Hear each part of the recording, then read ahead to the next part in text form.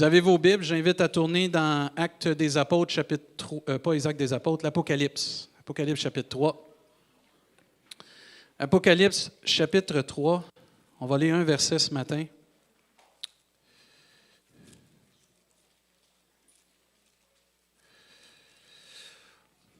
On continue notre série de prédications sur contrôler Dieu. Est-il possible de contrôler Dieu? Oui, c'est possible de contrôler Dieu sans le vouloir et même volontairement. La semaine passée, on a vu un peu comment que la Bible nous enseigne, si je vis, ce n'est plus moi qui vis, c'est Christ qui vit en moi. On a vu aussi que par l'exemple de Naaman, on peut essayer de contrôler comment Dieu va nous répondre dans nos prières et de le laisser agir. Mais ce matin, on va voir comment on peut essayer de contrôler Dieu dans nos émotions. Il y en a, vous êtes plus émotifs que d'autres. Il y en a, vous êtes moins émotifs. Il y en a qu'on est très émotifs. Il y en a qu'on n'est pas émotifs, pas de façon, à rien. Il y en a que vous avez un beau masque. Il y en a que vous essayez de présenter que vous n'avez pas d'émotion, mais vous êtes des gros tendres en dedans. Il y en a qui disent ça, il y a de l'air d'un tough, mais c'est un gros nonos en dedans. Là. Mais des fois, on va voir ce matin que c'est possible de ne pas laisser Dieu nous toucher.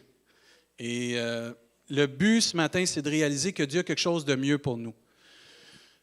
Je vais vous poser une question ce matin. Combien de vous croyez que Dieu a quelque chose de toujours meilleur pour nous? OK. Et ce matin, dans Apocalypse chapitre 3, verset 20, Jésus parle à une église, il parle à son église, puis à un moment donné, il vient qu'à dire plusieurs choses. Puis dans l'Apocalypse, Dieu parle à plusieurs églises, puis il commence à comme dire des choses qui vont bien, vont moins bien. T'sais, on n'est pas parfait, hein? Ça veut dire que ça arrive qu'on va avoir des bonnes choses, puis on va avoir des choses qui sont à travailler. Mais là, ici, Dieu s'en vient, puis il parle à son Église, puis à un moment donné, vers la fin, il va faire quelque chose de spécial, puis il va parler à son Église d'une façon spéciale. Et souvent, ces versets-là ont été pris pour des personnes qui ne connaissent pas Dieu, mais c'est vraiment, devrait être pris pour des personnes qui ont une certaine connaissance de Dieu. Et il va dire dans l'Apocalypse 3, 20, « Voici, je me tiens à la porte, et je frappe. Si quelqu'un entend ma voix et ouvre la porte, j'entrerai chez lui et je souperai avec lui et lui avec moi. » Amen. Je ne sais pas si vous avez déjà... c'est sûr que c'est arrivé que quelqu'un cognait à votre porte, puis bonjour, vous l'avez reçu, puis ainsi de suite, puis ça a été bon, vous avez eu un bon temps avec. Mais la Bible nous enseigne, j'ai trouvé un commentaire sur ce verset, « Tout homme est maître de la maison de son cœur. C'est sa forteresse. » Et on peut dire toute femme aussi. Et il doit en ouvrir les portes à Dieu. Il possède le triste privilège de pouvoir refuser d'ouvrir. Cependant, s'il refuse, il remporte une triste victoire, car sans le savoir, il nuit à son propre bonheur. On est tous maîtres ce matin de laisser Dieu toucher notre cœur ou pas de le toucher notre cœur. Personne n'est forcé, parce que Dieu a dit dans le verset qu'on vient de lire, « Je frappe à la porte. Et si quelqu'un entend ma voix et ouvre, je vais entrer. Je ne défoncerai pas la porte. » Et Dieu, dans son grand amour, ce qu'il veut faire, c'est qu'il frappe, il est poli, le Seigneur, mais il y a quelque chose de merveilleux à pouvoir offrir, la paix, l'amour, la joie, et combler un vide dans le cœur de l'être humain. Mais on est libre et maître de contrôler, d'ouvrir ou de fermer la porte. Et Dieu nous demande un accès ce matin à notre cœur, mais pas à la moitié, à tout le cœur, tout notre cœur, à notre vie. Et donner accès à Dieu va démontrer qu'on cède le contrôle, qu'on donne le contrôle à Dieu, qu'on lui donne la place qui lui revient, parce que lui veut nous apporter quelque chose de merveilleux. Il va apporter le bonheur, la paix, la joie. Il y a un proverbe qui dit « Ouvre ton cœur à les instructions et tes oreilles aux paroles de la science. » Tu es libre d'ouvrir, je suis libre d'ouvrir mon cœur à l'instruction. Vous avez déjà monté un meuble Ikea? Tu es libre de suivre les instructions ou d'essayer par toi-même. Moi, là, Ikea, je n'ai pas besoin de ça. Tu as juste besoin d'une clé à Allen, puis let's go. Pas vrai, ça. J'en ai vu plusieurs, moi, des capables. Monter ça, moi. Construire une maison, doit être capable de monter ça, un meuble Ikea. sont pas mal plus intelligents que nous autres là-bas. Ils te mettent ça compliqué pour vraiment te suivre les instructions. Et on est libre de suivre les instructions ou pas. Et Dieu nous dit, si tu ouvres ton cœur aux instructions, si tu ouvres ton cœur à ma présence, je vais te bénir. Mais tu es libre aussi de le fermer. On contrôle Dieu quand on ne lui donne pas l'accès à notre cœur. On contrôle Dieu quand on lui donne un accès limité à notre cœur. Qu'est-ce qui nous retient d'ouvrir notre cœur à Dieu ce matin? Ça peut être l'orgueil, ça on va en parler aujourd'hui. Ça peut être la peur, ça peut être la crainte, ça peut être l'indifférence, ça peut être le désespoir, peut-être même la souffrance et même la religion. Qu'est-ce qui me retient d'ouvrir mon cœur à Dieu? Qu'est-ce qui me retient d'ouvrir complètement mon cœur à Dieu? Et peu importe ce qui nous empêche de vraiment ouvrir notre cœur à Dieu, de lui donner accès, ce matin, il faut réaliser que Dieu veut agir, mais pas en surface, en profondeur. On n'a pas un Dieu, puis Dieu n'est pas quelqu'un qui agit en surface. Dieu, il agit en profondeur. Et ce matin, je crois que Dieu veut agir en profondeur dans nos vies. Il va aller creuser dans des endroits qu'on n'est pas habitué de laisser creuser. Parce qu'on ne veut pas y donner accès à cela. Parce que si on y donne accès, on sait qu'il y a des choses qui vont changer dans nos vies. Si je donne accès à Dieu dans des endroits que je veux garder le contrôle, ça risque de faire mal. Parce que Dieu va toucher des cordes sensibles. Dieu va me demander des choses, il va travailler quelque chose, ça va me demander des choses, puis ça va être tellement sensible que Dieu, tu peux toucher tel endroit de ma vie, mais cet endroit-là dans mon cœur, touche-la pas. Ça, c'est contrôler Dieu, ça. Ce n'est pas vraiment laisser la place à Dieu. Ce n'est pas d'ouvrir la porte au Seigneur. Et je crois de tout mon cœur que Dieu veut faire une percée dans nos vies ce matin. Moi, je crois que Dieu veut percer dans nos cœurs, dans nos vies ce matin, dans ton cœur, dans mon cœur, dans notre belle Église. Dieu veut faire une percée dans nos cœurs. Pas de surface, mais en profondeur. Parce que ce qui va changer le monde, ce qui va faire une différence, c'est des gens authentiques et vrais qui ont été travaillés en profondeur. Hier, dans le mariage, là, je parlais avec le papa du marié, puis on se comptait ça un peu, puis je disais, vous savez, c'était le papa de Claude, j'ai dit, les plus beaux mariages, c'est les mariages qui sont simples et authentiques. J'ai dit, vous ne pouvez pas trouver deux personnes plus authentiques que Emmanuel et Claude. Et quand tu es authentique, c'est parce que tu es travaillé par en dedans. Tu n'es plus de surface. Tu n'es plus quelqu'un d'une façade.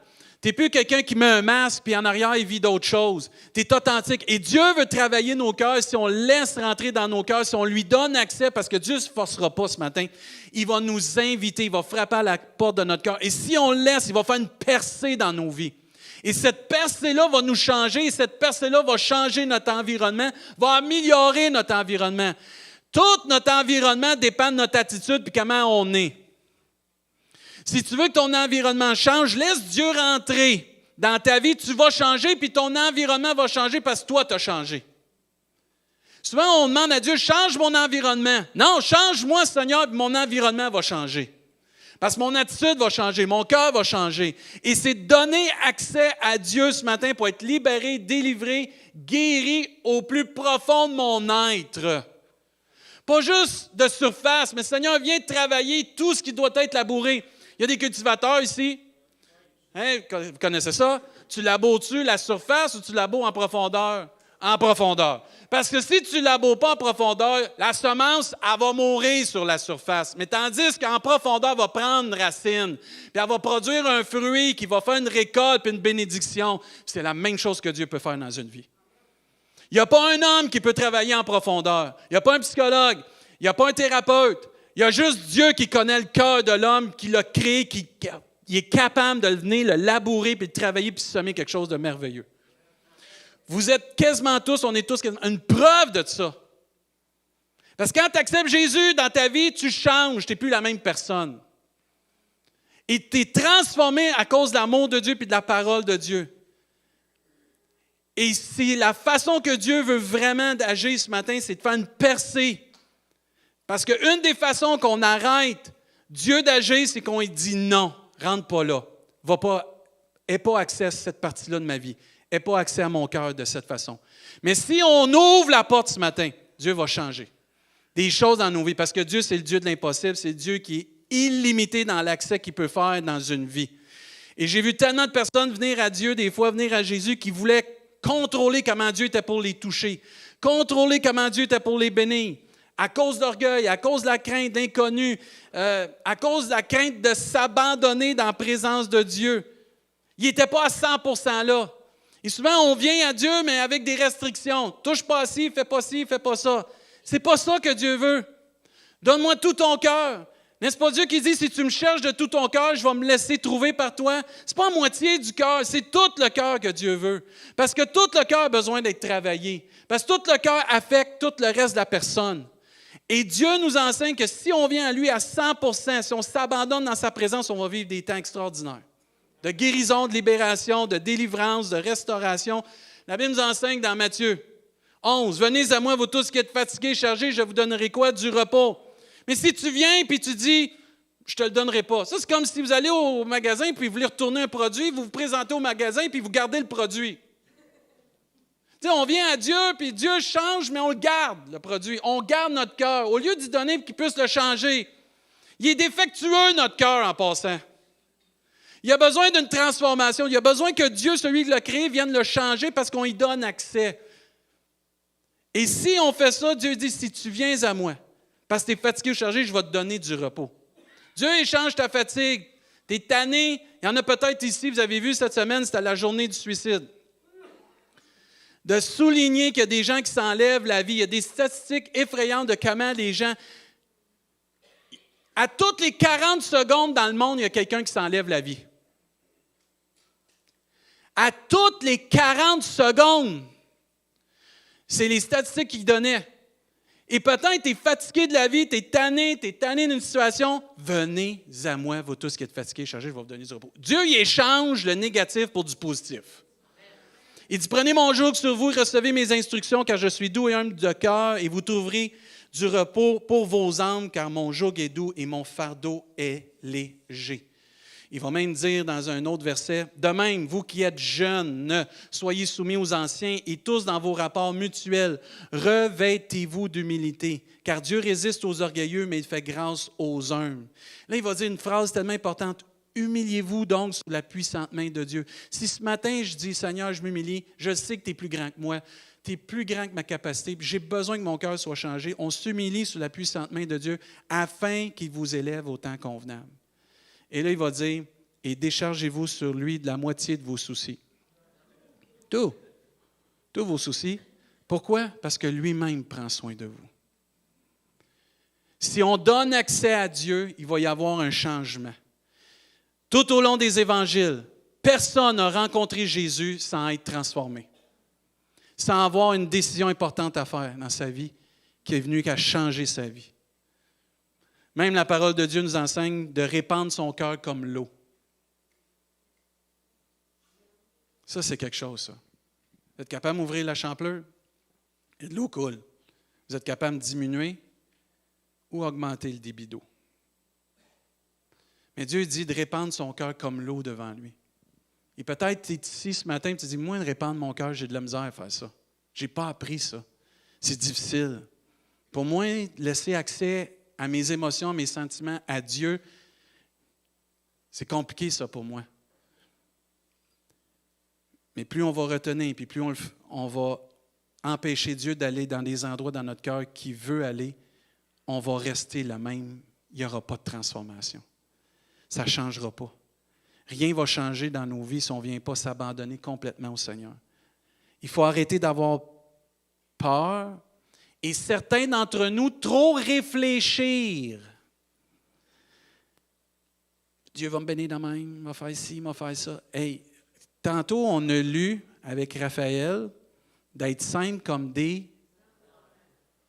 Moi, si je dis à tous les kids en bas, Pasteur David, il y a une gomme pour vous après la réunion. Je vous garantis qu'ils viennent tous me voir, puis ils ne se demandent pas quelle couleur qu'elle va être, puis ainsi de suite, puis es-tu grosse ou pas grosse. Juste le mot gomme, ils viennent me voir. Mais Dieu te promet une bénédiction. Puis au lieu de l'analyser, la bénédiction, laisse-le t'émerveiller, t'éblouir, te surprendre, mais viens chercher ta bénédiction. Ouvrons notre cœur puis laissons-le le bénir à sa façon, pour que lui puisse nous toucher. Vraiment comme lui croit et connaît ce qui est mieux pour nous. Il ne faut pas rien garder. Il faut tout donner au Seigneur. Il faut lui donner accès à notre cœur ce matin, puis le laisser nous toucher comme lui, il le voit bien. Dans la parole de Dieu, tu vois qu'il y a des gens qui ont été saisis du Seigneur. Quand vous regardez dans les Actes des Apôtres, à un moment donné, la parole de Dieu nous enseigne dans les Actes des Apôtres que les gens ont été remplis tellement de la présence de Dieu qu'ils ont été saisis puis ont commencé à parler en d'autres langues. Ils s'étaient abandonnés à Dieu dans la présence de Dieu puis ont commencé à être bénis d'une façon que c'est Dieu qui prenait le contrôle de leur bouche.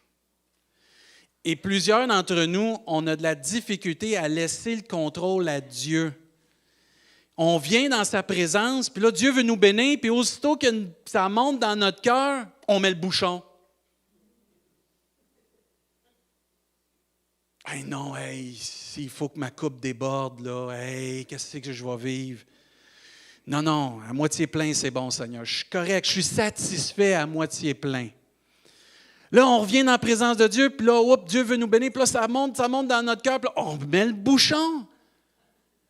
Puis on a de la difficulté à laisser l'Esprit de Dieu nous bénir, puis que ça coule à flot. Hey, moi, je n'ai jamais été capable de mettre un bouchon sur le fleuve.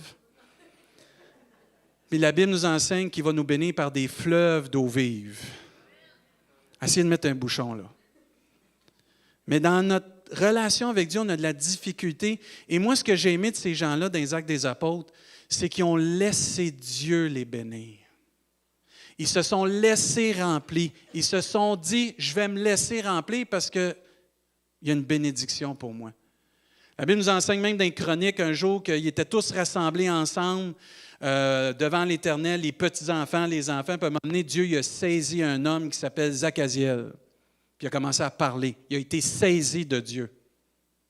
Je ne sais pas si vous avez remarqué, mais notre Dieu, il est vivant. La parole de Dieu nous enseigne que Dieu, il a des mains. Il y a une bouche, il y a des yeux pour parler, pour voir, puis pour nous prendre. Et quand on vient dans la présence de Dieu, on doit se laisser prendre par Dieu. Se laisser prendre dans ses bras d'amour. Il y en a, on dirait qu'on a de la difficulté à ce que Dieu nous touche, puis nous... Là, les émotions, là, c'est comme, on n'est pas comme Richard, là, puis là, ça va déborder, là. On a de la difficulté. Richard, lui, il a appris ça, c'est une qualité. C'est une qualité. Il y en a, on est trop orgueilleux pour ça. Oh, pas question, on est coincé carrément. Parce que si Dieu me touche, j'ai peur, qu'est-ce qui va arriver? T'as peur, on a peur d'être béni? Voyons donc. L'être humain, en passant, il est créé pour pleurer. De joie, de soulagement, des fois de tristesse. Mais il y a un temps pour pleurer. Il y a un temps pour dans le sens de rire et d'avoir du plaisir, mais il y a un temps pour pleurer. Puis il y en a ici, on n'a tellement pas appris à laisser Dieu nous toucher puis à nous saisir, puis prendre le contrôle. Parce que c'est ça, quand tu ouvres ton cœur à Dieu, tu lui donnes le contrôle. Qu'on renferme, puis qu'on laisse là, puis on est en train d'accumuler des émotions pas réglées, de frustration, de peine, de toutes sortes de choses qui fait que ça ne guérira jamais. Tu as beau mettre le plus grand tapis qu'il y a par-dessus ta poussière dans ton cœur, ça s'accumule quand même. Jusqu'à temps que tu laisses Dieu agir. Vous savez que la parole de Dieu nous dit de ne pas donner accès au diable. Mais souvent, les chrétiens, on ne donne pas accès au diable, mais on ne donne pas accès à Dieu non plus. Quand David a dit « Sonde-moi, ô Dieu, il connaît mon cœur, éprouve-moi, il connaît mes pensées. » Puis tout le reste, il a donné accès à Dieu, à son cœur. Et ce matin, c'est de réaliser qu'il faut que je donne accès à Dieu à mon cœur. Et ce n'est pas parce que, et je veux peser mes mots là, c'est pas parce que tu es né de nouveau, que tu as l'Esprit en dedans de toi, que tu donnes accès à Dieu à ton cœur. Parce que tu peux être marié avec quelqu'un, puis pas lui donner accès à ton cœur. Et ce n'est pas parce qu'on se dit enfant de Dieu que nécessairement on donne accès à notre cœur.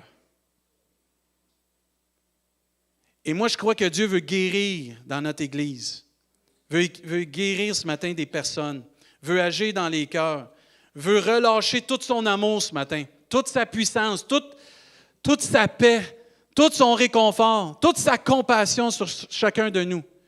Si on décide d'ouvrir notre cœur, j'entends ta voix, Seigneur, ouvre mon cœur. Même Dieu va dire dans les Actes des Apôtres, « Hommes au cou raide, incirconcis de cœur et d'oreille, vous vous opposez toujours au Saint-Esprit. Ce que vos pères ont été, vous l'êtes aussi. » Ce matin, Danny, viens ici. Pascal, viens ici. Soyez pas insultés, là. Pascal, c'est l'orgueil.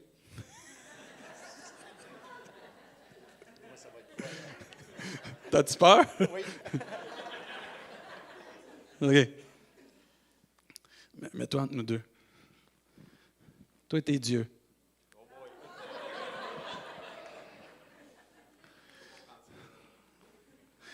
Richard, j'ai besoin de toi. Richard, t'es le Saint-Esprit. Reste là. Oui, non, fais face à... Oui, c'est exactement ça. OK, moi, je suis celui qui a besoin. Que mon cœur, il faut qu'il se rouvre à Dieu. Mais ce qui m'empêche, c'est mon orgueil. De moi-même, je ne suis pas capable de tasser mon orgueil. C'est trop fort.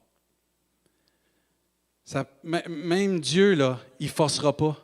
Parce que Dieu, lui, il a des bras grands ouverts pour moi. Ça prend le Saint-Esprit. Jette les dons dehors. Je fais une blague. Mais si on ne laisse pas le Saint-Esprit faire sa job dans nos vies, ça ne part pas.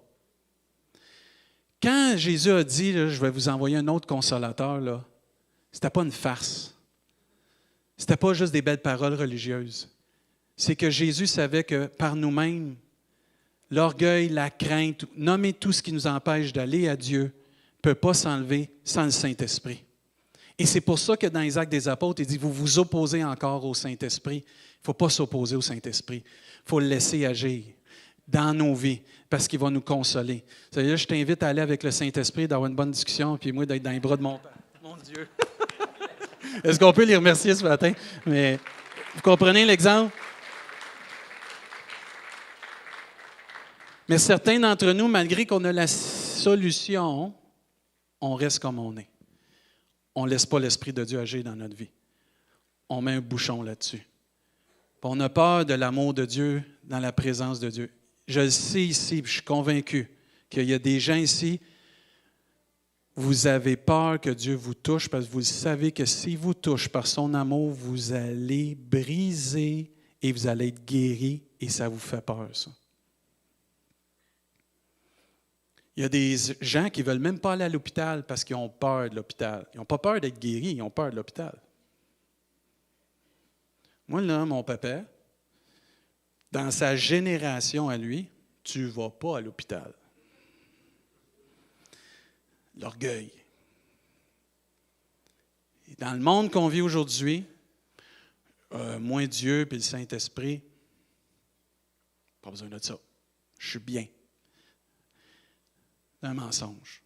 Tu n'es pas bien. On n'est pas bien dans ce temps-là. Je ne sais pas si vous avez remarqué, mais quand on a accepté le Seigneur, Dieu a changé notre cœur. Il a changé un cœur de pierre pour le transformer en cœur de chair. Pourquoi? Entre autres, pour graver sa parole dans nos cœurs, mais aussi pour y avoir accès. C'est dur de parler à un cœur de pierre. C'est dur de parler à un cœur qui est endurci. Mais quand il est malléable, quand il est travaillé par Dieu, Dieu a accès à ce cœur-là. Il ne fait pas juste graver, il va l'imprégner, il va le mouler, il va le transformer, il va le guérir, puis ça va devenir une créature merveilleuse en Jésus-Christ. Et Dieu veut avoir accès à notre cœur ce matin. La Bible même nous enseigne, dans ces versets-là, dans Hébreux, Mais exhortez-vous les uns les autres chaque jour, aussi longtemps qu'on peut dire aujourd'hui, afin qu'aucun de vous ne s'endurcisse par la séduction du péché. Tu peux avoir accepté Dieu dans ta vie, tu peux avoir été transformé, mais tu as commencé à laisser ton cœur s'endurcir. Et parce que tu laisses ton cœur s'endurcir, par peu importe ce que tu as vécu ou tu vis, ça l'empêche Dieu de pouvoir agir librement dans ton cœur ou dans mon cœur. Actes des Apôtres nous dit, après avoir entendu ce discours, ils eurent le cœur vivement touché. Et mon désir comme pasteur ce matin, c'est que tous et chacun, on ait le cœur vivement touché par Dieu. Pas par un homme. Oui, si Dieu veut se servir de l'Église puis des frères et des sœurs, c'est correct, mais qu'on réalise que Dieu veut que nos cœurs soient vivement touchés. Puis qu'ensuite, on aille à Dieu puis on laisse toucher encore plus notre cœur pour le transformer. Que toutes les guérisons qu'on a besoin d'avoir dans nos vies puissent s'accomplir dans le nom de Jésus. Que ce soit dès ton enfance ou maintenant, ou peu importe ce qui s'en vient dans le futur, parce que plus on apprend à aller à Dieu, plus on va le faire constamment. On va être en mesure, quand ça va arriver, de toujours avoir la solution pour ne pas avoir un cœur dur et brisé. La Bible nous enseigne que l'orgueil précède la chute. L'orgueil précède la chute. Souvent, on attribue l'orgueil aux hommes. Les gars sont orgueilleux. C'est vrai, on est une bande d'orgueilleux. Mais il y a des femmes aussi que vous êtes orgueilleuses. L'être humain est orgueilleux. C'est qu'est-ce qui a fait aussi la chute de Satan, c'est l'orgueil. Ça fait 3 ans qu'on est ici. Là, je vais vous ouvrir mon cœur, là. Ça fait 3 ans qu'on est ici. Ça fait 3 ans que j'attends. Et je suis convaincu, j'ai averti le comité des leaders cette semaine, que Dieu va faire une percée. Je suis convaincu de ça. À partir de ce matin, qu'il va y avoir tellement une percée dans notre Église, dans nos cœurs, qu'on va s'habituer à ouvrir notre cœur à Dieu, de jour en jour. Puis de mettre de côté, excusez, là, cette foutue orgueil-là. Puis on va se laisser toucher par Dieu, puis on n'aura pas peur de ce qu'on va avoir de l'air, on n'aura pas peur de ce que ça va faire, mais on va dire, je fais confiance à Dieu. Et moi, j'ai hâte que l'appel soit rempli d'âmes qui décident d'ouvrir leur cœur à Dieu.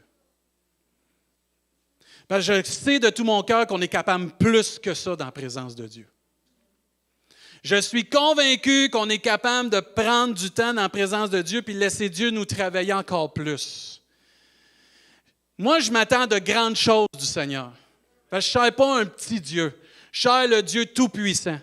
Mais si mon cœur n'est pas prêt, si mon cœur n'est pas disposé, Dieu il va être limité.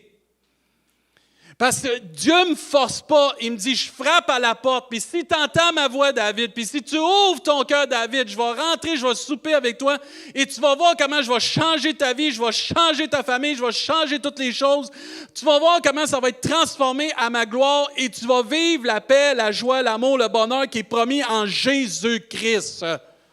Parce que Dieu dit qu'on a la vie et la vie en abondance en Jésus-Christ. La vie chrétienne, tu t'en vas pas en descendant, tu t'en vas en montant. Et plus on va faire comme Église, qu'on va ouvrir notre cœur. Là, je vous ouvre mon cœur comme pasteur. Plus on va le faire, puis à notre rythme, mais qu'on va l'ouvrir, ce cœur-là, on va dire, Seigneur, viens changer ça. C'est le moteur de tout, notre cœur. Tes pensées, mes actions, mes paroles, peu importe, c'est le moteur de tout. Il n'y a rien qui va changer tant que le cœur n'est pas changé. C'est pour ça que Dieu dit que la nouvelle naissance passe par un cœur nouveau. J'ai besoin, puis on a besoin tous comme Église, qu'on vienne à Dieu et dire, Seigneur, je t'ouvre mon cœur. Pas à moitié, puis vas-y dans les endroits que je ne te donnais pas accès, parce que je ne veux plus te contrôler. Je veux vraiment, Seigneur, que tu puisses me toucher. Je ne veux plus être la même personne. C'est fini. Vous le savez depuis le début, moi, je n'aime pas ça quand on joue à l'Église. Il faut être vrai et authentique. C'est comme ça qu'on va rejoindre Rimouski. C'est comme ça qu'on va faire la différence. Mais la seule façon qu'on va être vrai et authentique devant Dieu, c'est quand on va y ouvrir notre cœur. Et ça ne dépend pas de la prédication, ça ne dépend pas de la louange, ça dépend de mon engagement à moi et le Seigneur. Vous et le Seigneur. Je suis pas contre, là, écoutez bien, là. Tu es émotionnel. Oui, je suis un émotionnel. Qu'est-ce que vous voulez? Je suis comme ça.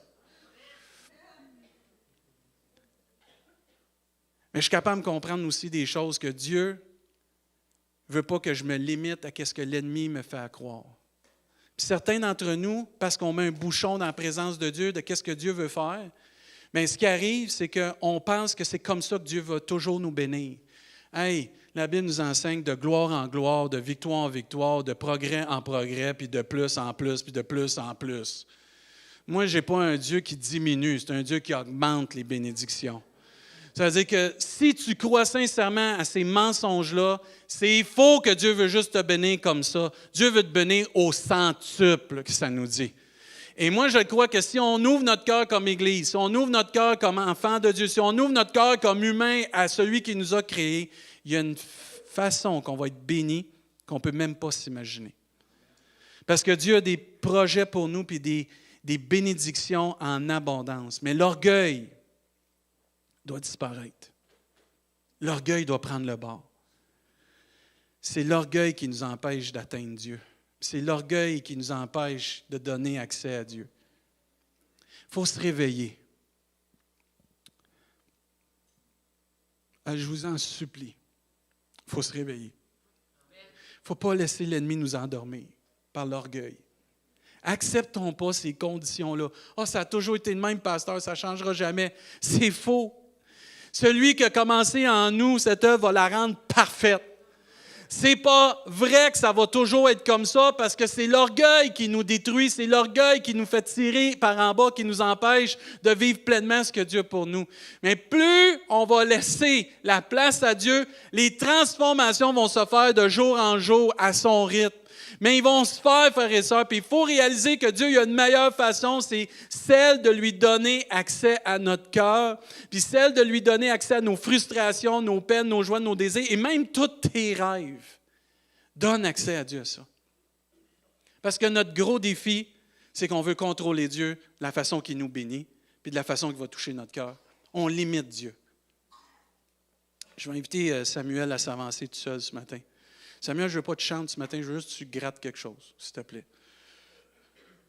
J'aimerais ça qu'on puisse se lever à notre place.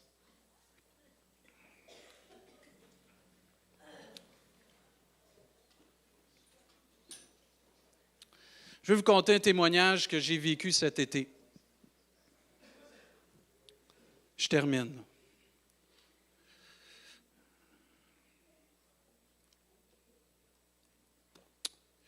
Cet été, j'ai eu le bonheur d'aller faire un camp d'ados.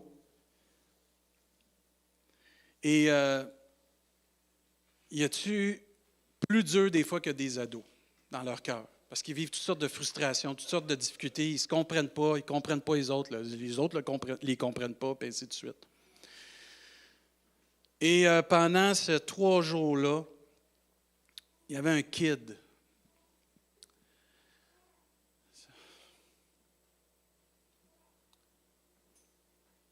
À toutes les fois que c'était le temps des chants, il était assis à sa place. Puis il ne voulait rien savoir.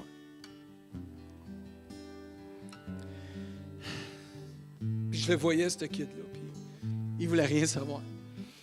C'était le temps de la prédication. Il écoutait, mais plus ou moins.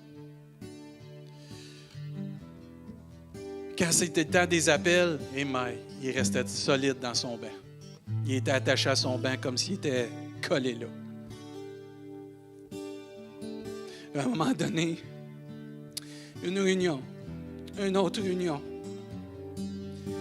Moi, je ne connaissais pas tous ces jeunes-là de Québec. Puis là, j'accroche un des moniteurs, j'ai dit, « C'est qui ce kid-là? » Il dit, « C'est un fils de pasteur. »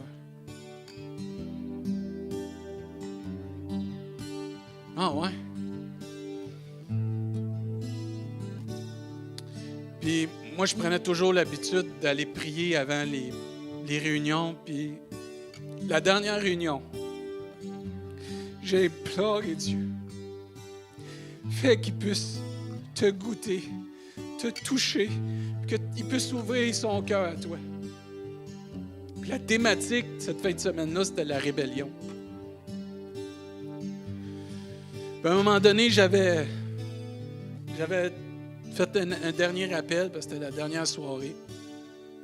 Puis j'avais même lancé un défi à tous ceux qui ne s'étaient pas avancés une fois pendant l'appel. Je te demande juste d'avancer une fois. Je l'avais ciblé, ce jeune-là. Puis je l'ai vu à un moment donné à l'appel avec une gang de gars. J'étais content. Là, j'ai vu. Il m'a regardé. Puis j'y ai pointé, mettons comme jouait Sophie. Puis j'ai dit, viens ici. Parce que les jeunes, ils priaient. Puis là, on était là ensemble. Je ne dirai pas son nom, parce que je ne veux pas que ça soit su, là. Puis j'ai à cœur de prier pour toi. J'ai vraiment à cœur de prier pour toi. Et là, c'est rare que je fais ça. Mais j'ai dit, j'ai à cœur de prier pour toi, mais j'ai à cœur de te serrer dans mes bras. Et là, j'ai pris quand... J'ai envie toutes tes émotions. Je l'ai pris dans mes bras et j'ai commencé à prier pour lui. Il a ouvert son cœur, là. Et là, je chantais, parce que lui, il a des abdos, moi, j'en ai pas. Je chantais ses abdos monter, descendre, monter, descendre, monter, descendre, monter, descendre. Puis il était touché par Dieu. Là, je priais, puis je priais. Écoute, c'est pas ma prière, là. C'est parce qu'il a décidé d'ouvrir son cœur à Dieu. Puis tout ce temps-là, écoute, là, ça a duré un bon moment. Puis après ça, j'ai dit, là, ce que tu as reçu, va le donner aux autres. Il n'était pas capable. Il était là, puis à un moment donné, il est tourné dans son bain, plus capable d'arrêter de pleurer. Il essayait de cacher qu'il pleurait, là. Il pognait son t-shirt, il faisait tout, là. Il voulait pas qu'on le voie pleurer, mais plus capable parce que Dieu l'avait saisi. Là, Dieu est en train de le guérir. Là, il essuyait. Hey, ça a duré une demi-heure, facile. Là, il pleurait, puis il pleurait. Là, j'ai dit, Maï, Seigneur, t'es bon. T'es bon. Mais tout le temps qu'il était au camp, je ne l'ai pas vu souvent sourire. Mais quand c'était le temps de partir, il est venu me voir, Danny. Il m'a pogné la main de main. J'ai dit, man, lâche pas. Il t'avait tout un sourire, là. Parce qu'il avait ouvert son cœur à Dieu. La Bible nous enseigne, quand on tourne vers lui les regards, on est rayonnant de joie. Et notre visage ne se couvre pas de honte. Il n'y a pas de honte d'ouvrir notre cœur à Dieu. Mais il y a une bénédiction à avoir ce matin. Et moi, je veux déclarer ce matin, au nom de Jésus, on chasse tout orgueil. Et on laisse Dieu nous toucher. Hey, j'ai vu des kids cette fin de semaine-là m'avouer, pasteur, je ne savais pas c'était quoi ouvrir mon cœur à Dieu. Là, je l'ai appris. J'ai vu une jeune fille qui se tenait avec des filles qui niaisaient. Qu'elle a ouvert son cœur à Dieu. S'est laissée toucher par Dieu. S'est laissée transformer par Dieu. Les autres réunions n'étaient pas avec la même gang. Elle était avec ceux qui voulaient toucher Dieu. Elle s'est dit, ça ne vaut pas la peine de niaiser. Elle a dit, moi, je veux toucher Dieu. Et ce matin, excusez l'expression, c'est le temps d'arrêter de niaiser avec Dieu. C'est le temps de laisser Dieu nous toucher ce matin. Mais moi, en tout cas, j'essaie de vous exprimer mon cœur le plus possible. Vous avez un pasteur de cœur. Je vais toujours être comme ça. Je vous ai à cœur énormément. Mais si je pourrais vous... Moi, mon désir, c'est que l'Église entière soit touchée. Pas un plus que l'autre. Mais qu'on sorte tous avec la bénédiction de Dieu ce matin. Et pendant que Samuel va jouer, toute personne que vous voulez ouvrir votre cœur à Dieu, puis vous ne voulez plus contrôler tout, vous voulez vous laisser vous guérir, je vous en supplie juste de commencer à vous avancer. Mais on va prier pour vous. Je ne veux pas que vous vous en alliez tant qu'on n'a pas pris un temps de prier pour vous. Mais si tu as à cœur, juste de t'avancer, les premiers avancés,